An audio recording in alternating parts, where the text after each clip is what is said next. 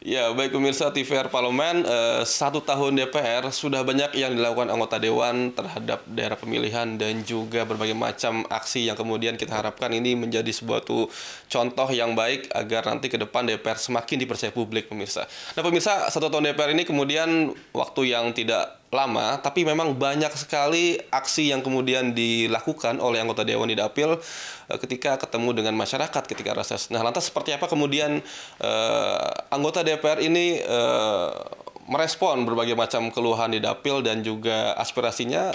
Saya akan mengajak pemirsa TVR Parlemen untuk mengobrol bersama Bapak Iman Adi Nugraha selaku anggota Komisi 7 DPR dari fraksi Partai Demokrat. Pak, sehat, Ya, Pak? alhamdulillah sehat. Alhamdulillah. Pak, ini kan kita sudah 1 tahun DPR periode, Pak. Nah, Ya. Bapak apa sih yang sudah dilakukan kepada Dapil, Pak? Mungkin bisa di-exercise kepada kita. Ya, yang saya itu tempat tinggal tidak jauh dari Jakarta. Jadi kalau hari Senin sampai hari Kamis saya ada di Jakarta untuk mengikuti kegiatan-kegiatan kedewanan, kegiatan di Senayan, baik itu rapat-rapat di komisi maupun kunjungan-kunjungan. Tapi hari Jumat sore, Jumat, Sabtu, Minggu saya balik ke Dapil. Ya, jadi dalam seminggu itu saya ada 3 hari di Dapil. Jadi saya ada rumah aspirasi yang setiap hari di hari Jumat, Sabtu, Minggu ini kita menerima banyak masukan, kita menerima banyak keluhan, kita menerima banyak masalah, sehingga hari-hari itu kita menyelesaikan persoalan-persoalan di Dapil. Jadi Kabupaten Sukabumi ini merupakan kabupaten terluas di Jawa dan Bali, ya, sehingga kita harus intensif, ya, bagaimana kita memperhatikan Dapil kita, karena Sukabumi ini walaupun dekat dengan ibu kota, dengan Jakarta, tapi daerah yang pembangunannya belum masif, ya, infrastrukturnya belum terurus benar, dan ini memerlukan tangan-tangan, ya, kepedulian para pemimpin, para pejabat untuk bagaimana mendorong program-program ke Dapil. Nah, kembali lagi ke Dapil, tadi saya selalu pulang ke Dapil itu dalam seminggu itu, ya, setiap minggu saya pulang ke Dapil. Jadi di Dapil itu saya banyak melakukan, ya, hal-hal yang berhubungan dengan interaksi kita dengan masyarakat di Dapil saya. Pak, ini kan kalau kita lihat Sukabumi kan daerah lautan, Pak, ya, pesisir, banyak pantai, dan kita banyak sekali destinasi wisata yang berkembang di sana gitu. Ya.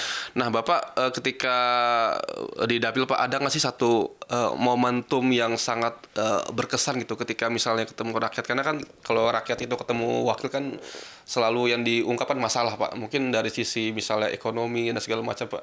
Nah, overall gitu, apa sih yang kemudian lebih banyak dikeluhkan masyarakat, Pak, terhadap kondisi hari ini gitu? Ya, tidak terasa ya kita sudah 1 tahun. Jadi saya banyak mendapatkan keluhan terutama dari para pelaku usaha kecil, ya, para UMKM yang hari ini hidupnya memang kurang baik, ya, ekonomi di bawah itu geliatnya memang belum semasif yang diharapkan oleh pemerintahan Prabowo ini.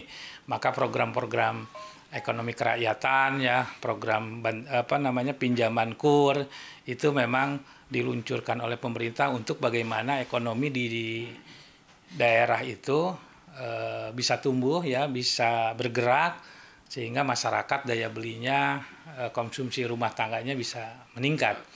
Nah, kembali lagi, ya, saya alhamdulillah hari ini mendengar bahwa Menkeu Pak Purbaya itu mengatakan bahwa dia mensinyalir juga, ya, dana KUR ini tidak semestinya digunakan gitu. Mungkin ada oknum-oknum yang melakukan pelanggaran terhadap penyalurannya. Ini kan sudah disuarakan banyak oleh kita, kan, sudah disuarakan bahwa KUR ini semestinya dikontrol, ya, dievaluasi, dimonitor apakah betul dana sebesar 300 triliun ini bisa dirasakan oleh masyarakat kecil di bawah, ya, masyarakat yang membutuhkan support pembiayaan dari bank-bank himbara yang diluncurkan oleh pemerintahan Prabowo ini. Ya, saya kan selalu bicara itu. Yang kedua tentang tenaga kerja di Sukabumi. Saya juga mendapatkan banyak keluhan dari masyarakat di Kabupaten Sukabumi tentang bagaimana mereka mau masuk kerja ke pabrik-pabrik yang ada di sana, tetapi harus membayar terhadap oknum-oknum yang memanfaatkan. Ya, malah hari ini sudah ada laporan terhadap